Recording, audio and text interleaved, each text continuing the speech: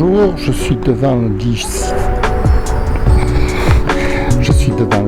régional Monte Cristo de Allo, le lycée flambant neuf, vous voyez.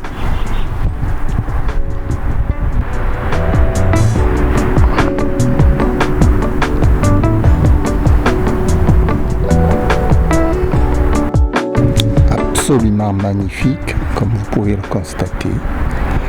Et je suppose que les enfants viennent ici pour apprendre la vie et ce qu'on enseigne par les enseignants, que je salue d'ailleurs, qui font un travail admirable bien sûr. Mais il n'est pas question de cette éducation-là dont je parle. Il est question de l'éducation sociale, l'éducation de la vie active, c'est-à-dire la communication et les relations humaines entre les adultes qui doivent s'apprendre dès le plus jeune âge, non pas forcément dans un lycée, mais par d'autres voies. Ce sont ces voies que je cherche. Quelles sont les voies de l'éducation que l'on peut donner aux enfants pour la communication et les relations sociales qu'ils doivent entretenir les uns avec les autres? Voilà ma question de ce soir. Merci. Je suis toujours à l'extérieur du lycée Monte Cristo de Allo et comme vous pouvez voir derrière moi, la cour elle est sublime, tout est neuf, tout est magnifique. Et suite à un reportage à la télévision, enfin suite à des études, nous savons que les élèves qui quittent le lycée se réfugient dans leur portable et sur les réseaux sociaux où ils passent la plupart de leur temps pendant des heures et des heures chaque jour, un nombre incalculable de temps d'ailleurs. Sur ces réseaux sociaux, ils sont influenceurs. Ils s'influencent les uns les autres et on leur inculque quelque chose. Mais qui inculque qui à quoi? C'est ça ma question. Parce que nous n'avons pas de professeurs sur les réseaux sociaux qui enseignent aux enfants à vivre.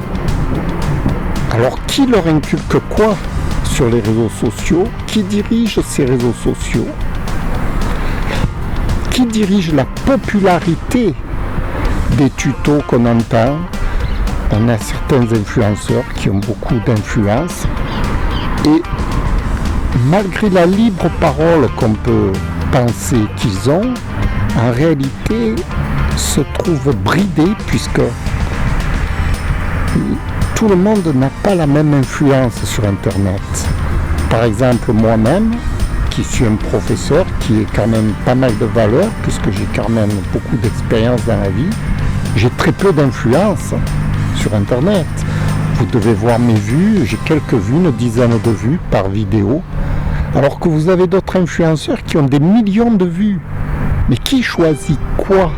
Qui choisit de promouvoir certaines personnes plutôt que d'autres? Il y a un manque de transparence évident et une manipulation, moi j'appelle ça, une manipulation de l'opinion publique à travers les réseaux sociaux. Les enfants se retrouvent en quelque sorte brimés par ces réseaux sociaux. Il faut bien comprendre le problème d'où il vient. Vous comprenez, quand je parle de l'éducation, je ne parle pas de l'éducation dans les lycées, je parle de l'éducation extérieure. Et cette éducation extérieure, qui s'en occupe? Qui s'en préoccupe? Voilà ma question. Merci. Je suis toujours devant le lycée Monte Cristo, qui est magnifique, flambant neuf, comme vous pouvez voir. Et donc, je parlais de les influenceurs sur Internet, c'est-à-dire les gens qui proposent tout ce qu'on peut voir sur Internet. Ça peut aller de la pornographie la plus pure et dure jusqu'au crime, jusqu'à toutes sortes de choses abominables qu'on peut trouver sur Internet, avec des gens qui parlent et qui racontent un peu n'importe quoi. Et les enfants sont livrés à ça en permanence. En sortant de ce beau lycée, vous voyez, en sortant de cette éducation, ils ont tous un portable à la main. Et il faudrait comprendre, il faudrait, je pense, leur apprendre à lire dans les réseaux sociaux, à gérer les réseaux sociaux, à leur donner des directives en quelque sorte, à les coacher. Voilà, c'est la vidéo que je fais ce soir. C'est, je pense, primordial.